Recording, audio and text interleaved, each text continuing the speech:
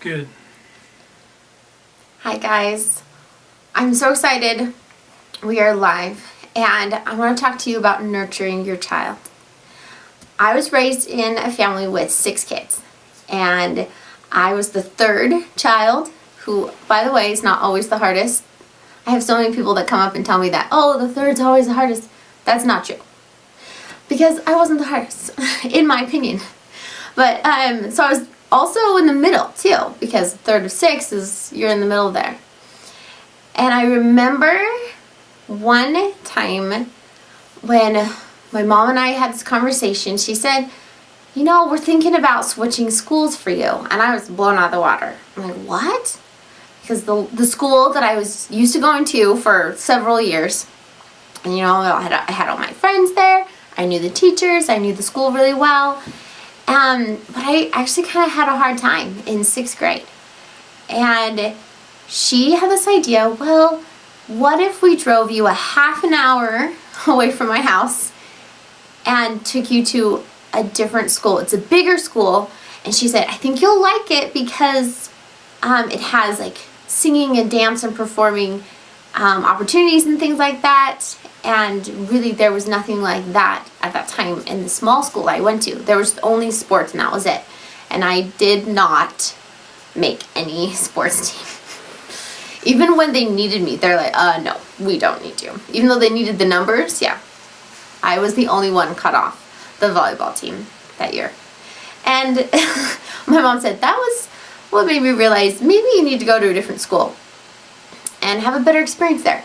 So I agreed. I said, okay, that sounds like fun, because I do like performing and singing and stuff. And I was really interested in that at that time. And it was a bigger school, so maybe a chance to make lots of new friends. It was really scary and intimidating for me though, because I was only 12. And I remember talking to my mom, well, how am I going to get there? Because the school that I was used to going to was like only 2-minute drive away from our house.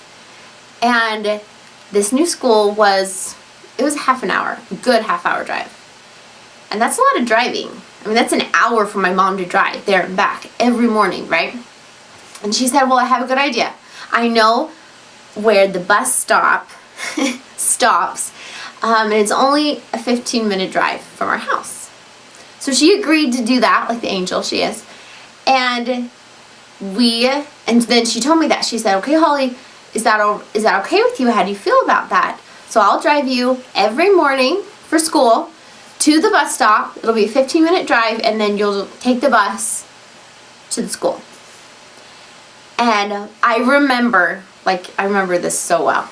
I remember like it was yesterday when my reaction to her when I said, oh, Mom, that is so awesome. That means we get 15 minutes every day, which actually, because she brought me back, that was a half an hour every day. Think about that. So 15 minutes in the morning and 15 minutes after school with just us in the car, and we get to talk. Literally, that was my reaction. I was just so excited to have this one-on-one time with my mom. And my mom kind of laughed like, oh, you're so cute. Because I was 12. And honestly, my mom's been my best friend for a long time. And still is. But I remember that feeling of just being so excited to get that one-on-one time where we could just talk about anything. I remember as a child, I would find my parents alone, and I'm sure this really bugged them, but they were really good sports about it. And I'm like, oh, Dad's all by himself. That means if I go and talk to him, he has to listen to me, and it'll just be the two of us. I did that all the time. I don't know if I ever told them. I'm like, oh, my mom is alone in the kitchen. Maybe she needs some help. Maybe I'll go. I probably didn't help her as much as I should have. But I wouldn't, so that I could talk to her and we could have one-on-one talk time. And that's just, you know, my middle child just needing that attention. I don't know. But I'm so thankful that I still remember that. I'm thankful that now, 20-something years later, I'm 33. I'm not going to do the math on the live video. But I'm glad I still know how that feels to be a child who wants one-on-one time and who really appreciates that, because I know why, you know. I remember that feeling just like it was yesterday. So now I have 4 kids And my oldest has had 15 surgeries. He's 8 years old. And my youngest is diagnosed with autism. He's nonverbal right now, but he's still really young. And then I have 2 kids with gluten and dairy intolerances, which pretty much means that all their food's really expensive. That's what that means. And then I get to make 2 meals every time I make a meal. Doesn't that sound like fun? Yeah, it is. But I really love my children, and I want to nurture them, and I want to help them. And the reason I shared that story with you is because I want you to think back when you were your kids' ages and really, really think about what feelings you had. What, even if they were negative or positive, different times and different phases of your life. I'm sure you've had both. I remember times when I was a teenager and I got really mad at my parents. But think about those times when you really, really wanted their attention. That's all you wanted, was just them to listen to you. And you wanted to get to know them and build that relationship with them. Now, as a parent, because I have that memory, I really know how important it is that I spend time with each one of my children. And it is hard. It's hard to spend that time with each one of them because it's so easy not to. We get so busy and all of my motives are really good, with music lessons and karate and sports, and because I want to, of course, help them achieve their dreams and their talents that they have that I see in them, and I'm like, wow, you're really good at this. Let's give you some lessons. But then we have to have a balance, right, of time that we just spend with them, just talking and getting to know them. So I have one tip, one little trick, and it really does work, even though it might sound kind of weird. One little trick that will help you as a parent create that little one-on-one time with your child. Now, we've already talked this whole week about kid nights, and kid nights are awesome. And that is when, it's not the tip, by the way, I'm going to come back to the tip, but that's when you schedule time in your planner, in your calendar, where you go on a date with your kid.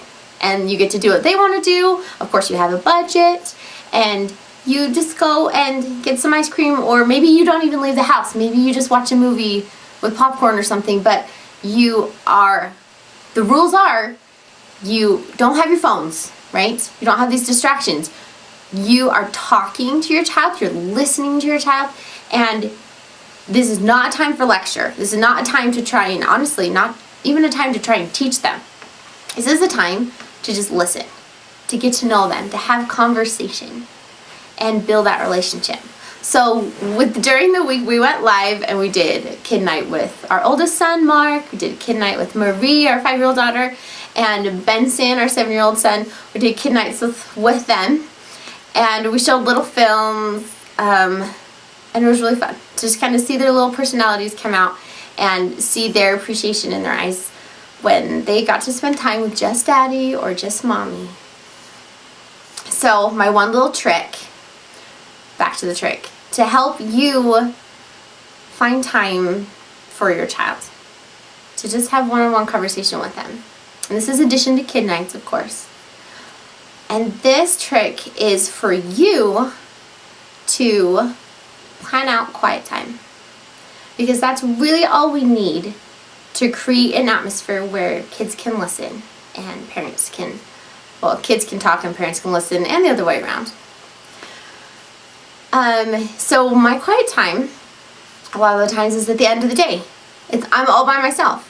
So isn't that weird? That's the trick for me to create time with my child, is to actually make time just for myself. And I'm seriously really quiet, and I think about the day. And I really try and do this every night. And I think about each one of my children. I think about what things that they've said to me, choices that they made just that day, the things that they, decided, maybe their reaction to the things that other people said around them. And I think about their needs. And I think, what do they need from me? How can I best nurture that child? And it's just quiet. The time has to be quiet. If it's not quiet, it's so hard to really focus on the needs of someone else and truly serve them. And so I try to do this with each child, and then because I'm quiet and because I'm really thinking about their benefit, like how can I serve them? How can I nurture them?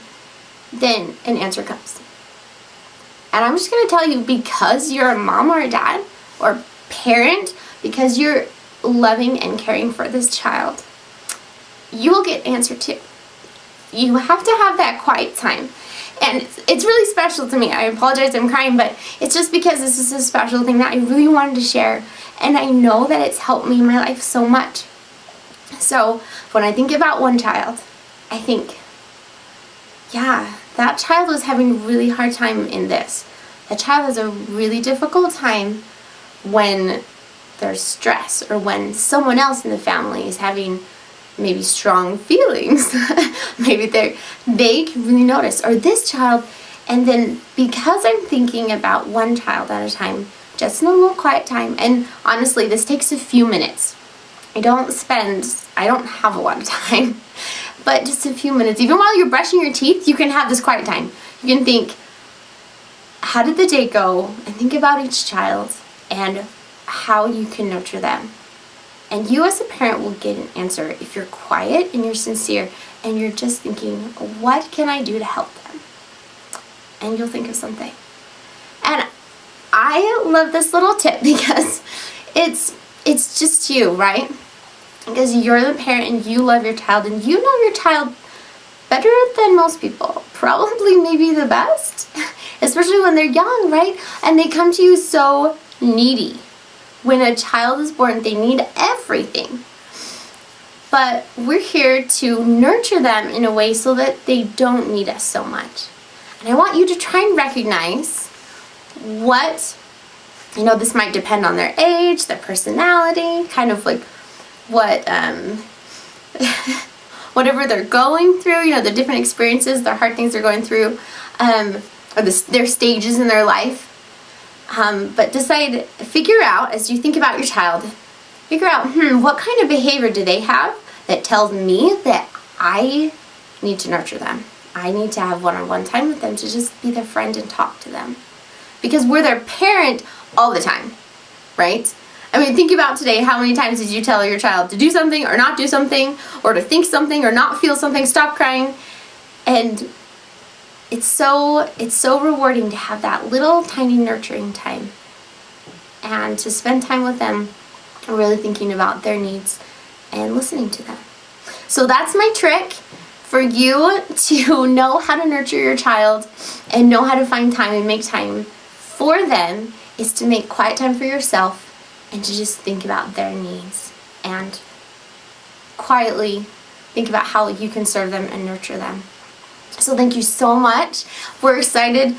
I'm sad that this week has ended, because nurturing is a very rewarding thing as we do as parents, as we nurture our kids. And so, but this is the end. This is Saturday. So goodbye, nurture. But next Monday we're gonna start a new little thing that we're gonna teach, and we're gonna talk about that we're gonna talk about it live every day at 9 p.m. And so join us then. And if you haven't already, you can go on investinyourchild.com and you can get free weekly videos. It includes like a mom's perspective, which is me, a dad's perspective, my husband's, and our kids are also in those videos. You can see their perspective and see what they think about our teaching and our parenting. But we share tips and hacks and just advice and things that you can try with your kids to help build a relationship that's really strong and lasting and find joy in the journey. So you can go to that website, put your name and email in, and you'll get free weekly videos. We'll see you on Monday. Thanks so much. Welcome to the Invest in Your Child YouTube channel. Thank you so much for watching that video. And thank you for taking the time to invest in your child. Start that all over again! Oh my God!